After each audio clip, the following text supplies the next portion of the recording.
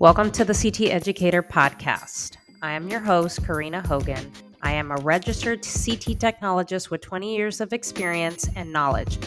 I help new CT technologists level up their CT training so that you can become a successful technologist. I'm also a mom and committed to sharing my knowledge and expertise to help you build your confidence, know the CT basics so that you can deliver quality patient care. So let's get into it. Welcome back, wonderful technologists. So welcome back to the CT Educator Podcast. So just getting off of work. So I'm kind of recording this. Well, I am recording this podcast episode at night. So I just got off of my 12-hour shift. It was extremely busy. So I was fixing all the broken hearts today. So I was doing cardiacs today. A lot of baby hearts to fix today. So I figure I give you an episode here at night and give you something a little different. So hope the beginning of your week is starting out good. It is starting to get nice and cool here in the state of Illinois, in Chicago. So that means all the pumpkin patches, apple picking, and all that good stuff is just in full swing. And spooky season is right around the corner because, we radiology people, that's our favorite time of the year. So in this episode, I wanted to talk a little bit about pet peeves in CT. This is an episode that I've been thinking of, and I know that the catheter jockeys, yes, shout out to the catheter jockeys, has done a similar episode on like pet peeves, that we commonly see in radiology. So I just want to give you 5 of my pet peeves when it comes to CT. Now, I know in CT, we come across a lot of patients, a lot of different dynamics, a lot of just different personalities. That's just how it goes. And a lot of just the things that we deal with, because there's such a dynamic to CT, we see a lot of pet peeves. We do. You may not, but I know working in CT as long as I have, there are some pet peeves I just cannot deal with. So I'm going to give you 5 different pet peeves that I have it's a no in the 20 years I've been a tech.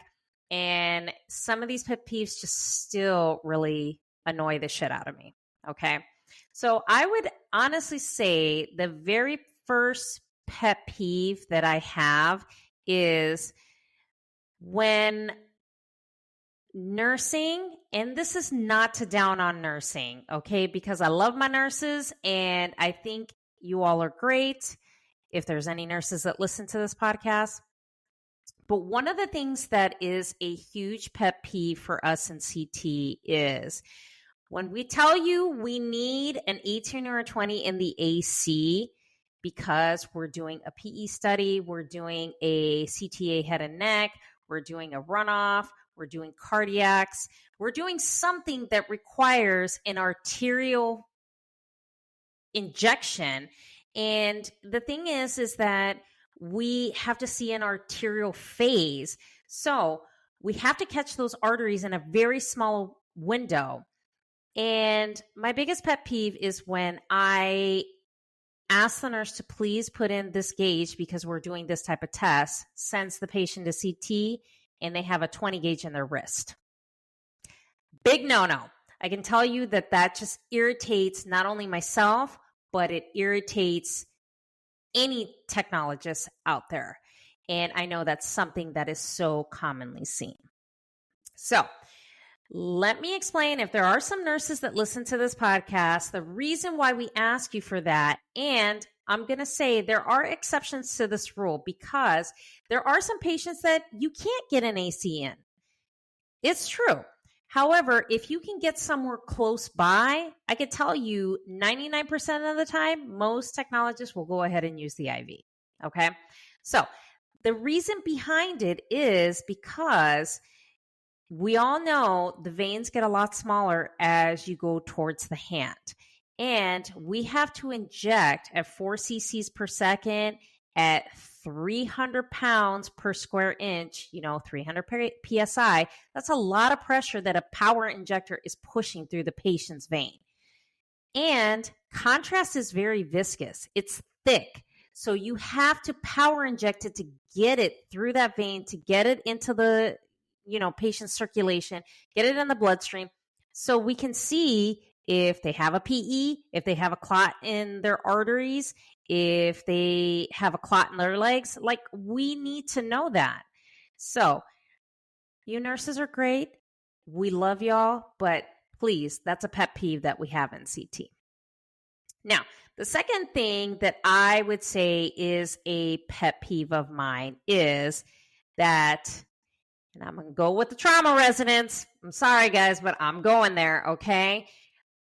The second pet peeve is when trauma rolls their patient in, there's no orders. We don't know who the patient is. There's no name, no wristband, no orders. They're just saying, they're just rattling off orders.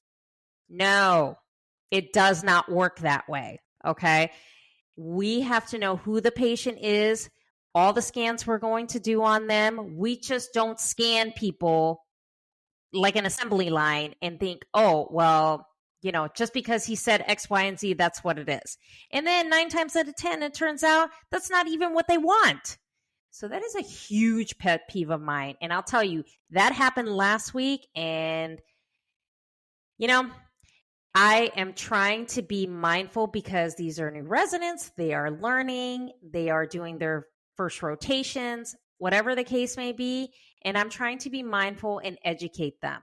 I'll tell you, I have some cocky ones where I work, and you got to put them in their place. And that's exactly what I did last week, because they think they're cocky and they know everything. And then when you just go ahead and give the cockiness back and let them know, hey, here's the deal, kind of settle down after that. So please make sure you all have your orders correctly. The patient has a wristband, and don't rush them to CT until we're ready. Okay, because then you'll be sitting out there, waiting while we have the entire department flooded with other patients. So hindsight, when we say we'll call you when we're ready, that's when we're ready. Now, the other pet peeve that I can think about is, and I love all my coworkers, trust me, I love them all, is when you're going into the room to scan the next patient that's coming, and the room is a hot mess. There's blood everywhere, contrast everywhere, and some people just don't clean up after themselves. I'm not trying to, put anybody on blast here, but that is a huge pet peeve of mine. If you're going to go ahead and make sure you turn over the room after you scan your patient, it's really important that you do the same for others. So if I turn over a room, load up contrast, make sure the table's clean so you can use the room next, I just would appreciate the same kind of courtesy. Because I can tell you, no patient wants to walk in and see blood on the floor and thinking, oh my gosh, this place is so dirty. So come on, coworkers, please clean up after yourself because it's super important. Nobody wants to walk into a dirty room. And, especially when you have like state inspections and things like that, you don't want to get dinged on anything, because they just love to come out and say, oh, well, what's that? Is that contrast? Is that this? Is that that? And that's something that you don't want, to be quite honest. So just be mindful of your coworkers. We all spend more time with each other than we do at home. So we can all work together and just clean up after each other. I know that's kind of silly. Now, the other pet peeve that I can think of, and this is just a personal pet peeve of mine. It may not be for you, but it's kind of personal for me. Now, I've trained a lot of technologists over the years, and a lot of them are new to the field. They've never worked in CT. They've never looked at a CT image. one thing that I always instruct new technologists or students is that if I set up a scan a certain way, okay, if you're working with me and I set it up, what I don't want you to do is to go in behind me and reconfigure that scan. Okay. So what I mean is that if I go ahead and say, okay, this is what I'm doing, this is well, let me back up. So one thing that really gets me is when technologists want to take over my exam. Okay. I'm going to say this, and it is nothing against new technologists that are learning. The thing is that I have to instill trust into you before I can let you take over an exam and complete it for me. Okay. Because at the end of the day, my initials and my license are on that exam. One pet peeve of mine is when I have even a seasoned technologist, and there's only certain technologists that I will instill trust to finish my exams. I've been burned in the past by other seasoned techs, and that's why I'm very skeptical of anybody completing and finishing my exams. Even though I scan the patient and say, oh, can I do your recons? I'm very, very, very selective on who I go ahead and let them, finish my exam per se. So what I always instruct new technologists is, I don't mind you doing the exam. I don't mind you. I can help you with it. But if I'm scanning an exam where I set up the patient, I get them ready, I start their IV, I get the whole exam set up in the computer, you're not going to sit down and take over that scan because I've already put my initials behind it and I am the one that's going to scan it. Okay. It's a trust factor for me. And like I said, I've been burned in the past where, something went wrong and that technologist wanted to go ahead and say, oh, well, I didn't do it, considering that they sat behind the console and scanned the patient, but under my initials. So I no longer let anybody do that. If you are going to drive the bus behind the console, you are going to put your initials after it. I am more than willing to help you with the exam, execute the exam that you need, and get the proper study done on the patient. However, I am not going to allow you to let me do all the work to get the patient set up so that you can do the scan on, behind my initials and then think you're going to take credit for it. No, sorry. So that is a pet peeve of mine, and there's still times, even presently, that happens. And I let them know, listen, I appreciate you being helpful, but I do not want you taking over my case. And I say it just like that because it is not only a trust factor, but it is also a legality issue, because if something happens, they're going to go back to whoever scanned the patient. So that's how I kind of look at it as far as that. So those are, I know I was going to give you 5, but I really have 4 pet peeves when it comes to CT. Some of them may not be so big. Some of them may. So I'd be interested to know what your pet peeves are in CT, because I know we all have them. So I'd be interested. So let me know if you have an interesting CT story. Please send me an email. I'll leave the email in the show notes. Come on over to Instagram, send me a DM, love to chat with everybody. Let's talk CT things and, let's get to know each other. Right. So I will leave, everything in the show notes. So come on over to Instagram at the CT Educator. Let's chat. And, I do put on some educational stuff on there as far as some funny stuff. If you need some CT resources, I've got courses, even one for 4 CEUs. I have an ebook and PDF, downloads. So I have some great resources to help you in your CT career.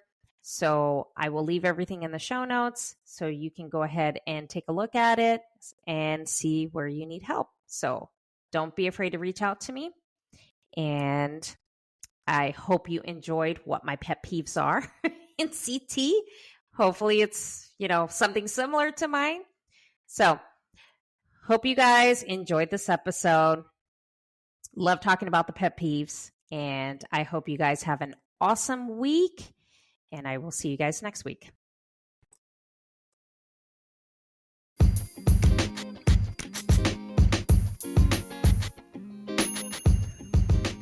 Thank you for listening to this podcast episode.